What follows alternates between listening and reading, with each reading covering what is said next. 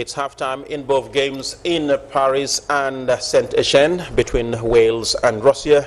It's a 1-0, yes, 1-0 to the Wales. And England and Slovakia are still slugging it out 0-0 at that fabulous stadium out there that has so much memory for England to look forward to. But it wasn't that easy. On the statistics, it's very much easy to suggest that England were all over the Slovaks. Would you go by that, Ivo? Statistically, yes, but not in terms of playing good football and possession and dominating the game. They dominated the game, and created most of the chances. But still, you know, at least they have three good chances. But the goalkeeper was the best player. So England have dominated. Slovakia are trying to play their game. You know, their approach play, keep the ball, but they are struggling also to keep the ball well. So it's not looking good for them.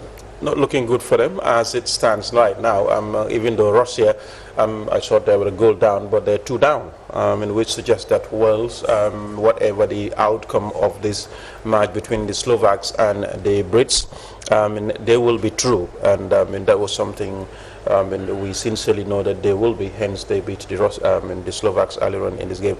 But concentrating on the English game so far, with the changes that Roy Hodgson rang around his team, it didn't produce any good in the first 45 minutes. What's responsible for that, Mutar?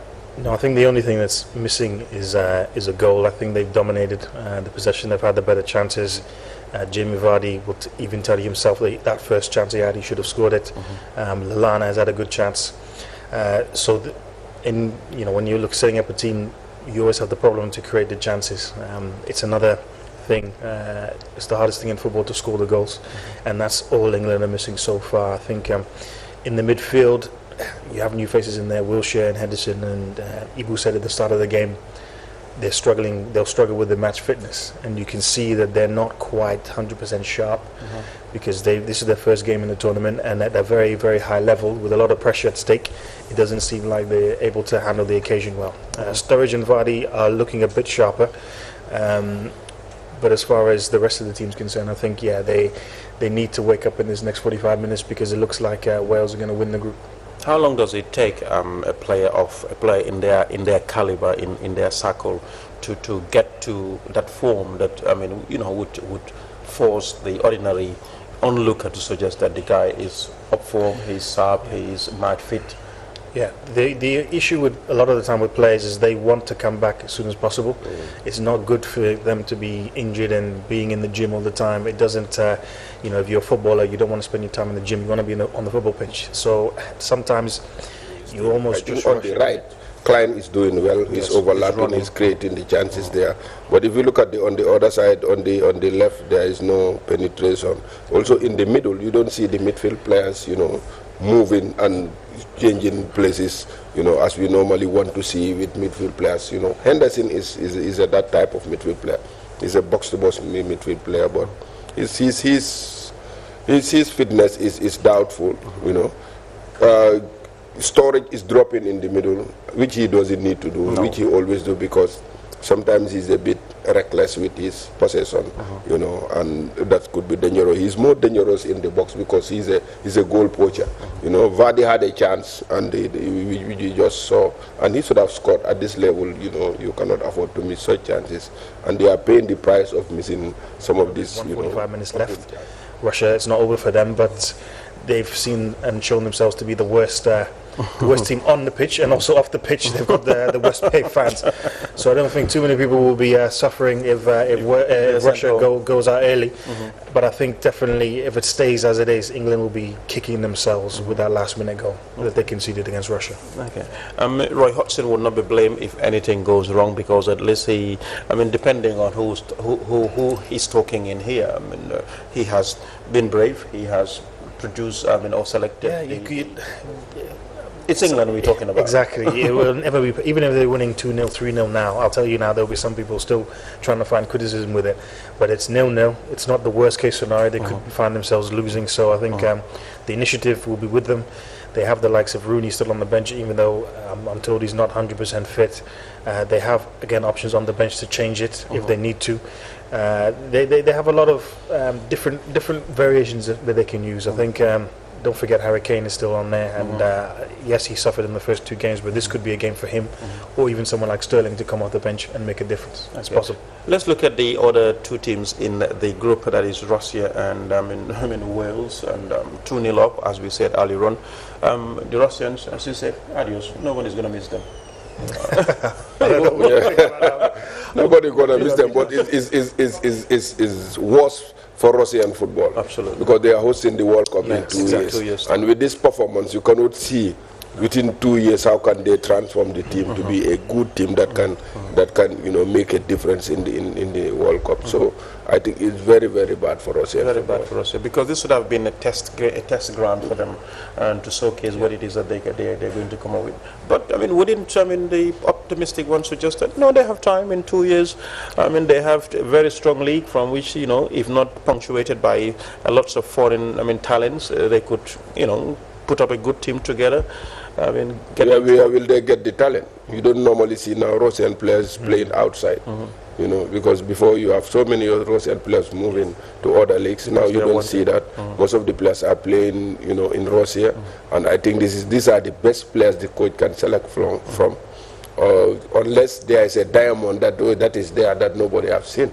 But it's difficult to see Russian football making any difference during the World Cup. Okay. How is the Russian public supporting Russian football to come up to a global acceptance level? No, listen, I think everyone knows the attitude of the fans. It will not go down well, and people will be saying that they don't even have the right to host the World Cup. But listen, they're hosting it. I don't think it's going to change. But let's not underestimate Russia hosting a World Cup and them having to play in front of their own fans. I think coming to France, maybe they escape the pressure a little bit, because they're saying we're building, there's no pressure for results, and then before you know it, you're out of the tournament. I think it will be a completely different world, Musa, when it comes to hosting the World Cup, because the fans will not accept the way they've been playing so far. So I think let's not disregard them too much. I think in 2 years' time, there is time for them to turn it around. They're hosting a tournament. As we've seen with France, the country is getting behind them.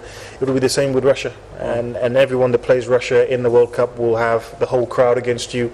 And yeah, we might see some more of this intimidation and roughhousing the fans that we've seen as well. You're talking about going to their own home soil.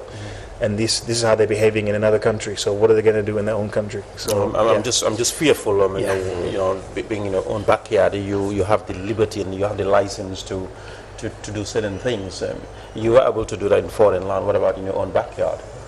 Yeah, it'll be a job. It'll be a big job for them. I think it's a big ask. It's a very big ask for them to transform the situation now. But that's the challenge now for them to go back to the drawing board.